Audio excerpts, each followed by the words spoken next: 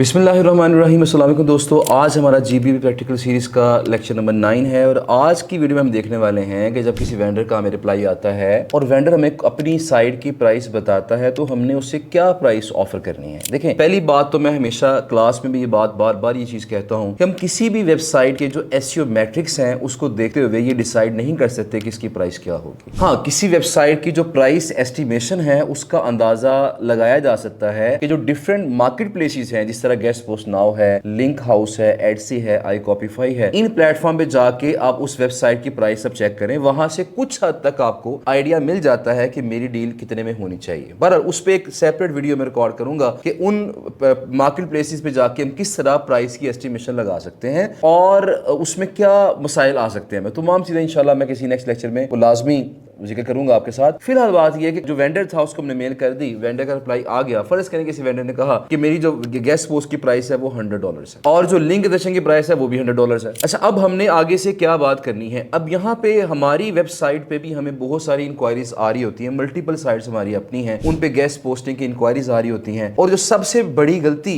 जो मुझे लगती है, जो बुरा फील होता है मुझे या मेरे जो टीम मेंबर्स हैं जो कि इसको डील कर रहे होते हैं, वो क्या होता है कि फर्ज करें मैंने $100 डिमांड की है तो आगे से आपने सिंपल कह दिया मैं तुम्हें $30 पे करूंगा कि मेरा बजट $30 है, मेरा बजट $20 है, मेरा बजट $10 है, मेरा बजट $50 है। अब आपने 20 कहना है, 30 कहना है, 40 कहना है, 50 कहना है, 60 कहना है, जो भी कहना आपने, लेकिन आपकी बात करने के अंदाज से पता चलना चाहिए कि आप एक प्रोफेशनल हैं और आपको अच्छे अंदाज से बातचीत करनी पड़ेगी। अब ये किस तरीके से करना है, हमने फर्ज करें वेबसाइट ने $100 डिमांड किए हैं तो आपने उसे $30 ऑफर करने हैं। वैसे मैंने नॉर्मली हम देखते हैं कि किस वेबसाइट को कितना ऑफर करना चाहिए तो हम वेबसाइट वेरी करता है, लेकिन as a starter, as a beginner आप लोग ये जज नहीं कर पाएंगे कि मैंने किस साइट को कितना ऑफर करना है। तो मैं एक जनरल रूल बता देता हूं कि जब आपके पास कोई भी वेबसाइट आपको प्राइस बताती है तो जनरल रूल ये है कि 30 to 40% उसे आप ऑफर करके देख लें। तो किसी ने 100 कहा है तो उसको 30 ऑफर करके देख लें, किसी ने 200 कहा है तो उसको 60 ऑफर करके देख लें। मतलब स्टार्ट थोड़ा सा लो प्राइस से करें, उसके बाद डील जहां भी होगी वो बाद में देखा जाएगा। अच्छा, अब जो हमने 30 कहना है या 50 कहना है या 40 कहना है या 20 कहना है, ये जो भी कहना है इसका कहने का अंदाज भी आपका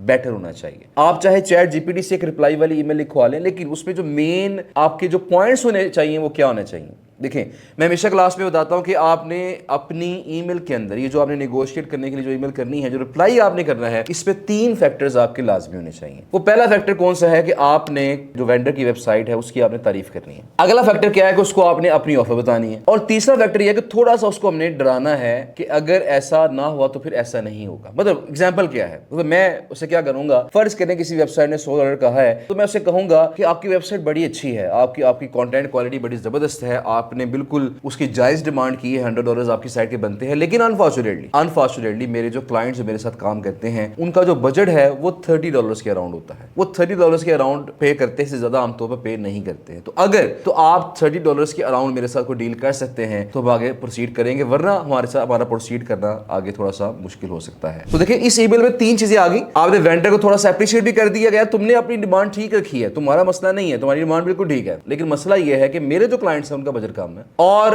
अगर तुमने प्राइस कम ना की तो मे बी मैं तुम्हारे साथ प्रोसीड ना कर सकूं, तुम्हारे साथ ऑर्डर जो है वो ना प्रोसीड कर सकूं। इससे क्या होगा, वो थोड़ा सा कह लें कि आपको सीरियस लेगा, आपने बड़े अच्छे अंदाज से बातचीत की है उसके साथ। कुछ वेंडर ऐसा भी कहेंगे कि नहीं जी, हमारा बजट जो है, हमारी जो प्राइस है यही है, आप अपने क्लाइंट से कहें बजट बढ़ा लें। उसे कहें ठीक है जी। अगर ऐसा वो कहते हैं उसे हम क्या कहेंगे कि ठीक है, अब ऐसा करें कि आप थोड़ा वेट करें और जैसे ही हमारा क्लाइंट हमें गो हेड देगा इस पे, अगर वो गो हेड देता है हम आपके साथ बातचीत कर लेंगे इंशाल्लाह। तो यहाँ पे इस तरीके से उसे हम कवर कर लेंगे। लेकिन इनिशियली एक जनरल रूल क्या है स्टार्टर्स के लिए, बिगिनर्स के लिए, अगर आपने वेंडर के साथ डील करनी है तो जो नॉर्मल वेंडर साइटें हैं उनके साथ यही होगा कि जिसने 100 का है उसको 30 ऑफर कर लें, जिसने 200 का है उसको 60 ऑफर कर लें, जिसने 500 का है उसे आप कोई 150-200 ऑफर करके देख लें। इस तरीके से ये हिसाब चलेगा, लेकिन अंदाज आपका प्रोफेशनल होना चाहिए। अगले बंदे को थोड़ा सा मक्खन लगाएं, उसे अपनी ऑफर दें, अपने क्लाइंट पे बात डाल दें कि यार मेरे क्लाइंट का जो बजट है वो इतना होता है नॉर्मली, और फिर उसे थोड़ा सा डरा दें कि यार अगर तुमने इतने में डील ना की या इससे थोड़ी प्राइस तुमने कम ना की तो थोड़ा सा मुश्किल हो सकता है मेरा तुम्हारे लिए काम करना। तो बहरहाल ये तमाम जो चीजें आपकी एक मैसेज के अंदर होंगी तो इंशाल्लाह उम्मीद है कि आपको निस्बतन बेटर रिस्पॉन्सेज आएंगे। ये जो 3 फैक्टर्स मैंने आपको बताए हैं, ये 3 फैक्टर्स आप चैट जीपीटी को बता के उससे एक अच्छे अंदाज से एक ईमेल भी लिखवा सकते सकते हैं और वही ईमेल फिर आगे नेगोशिएट करने के लिए वेंडर को फॉरवर्ड भी कर सकते हैं। तो लिहाजा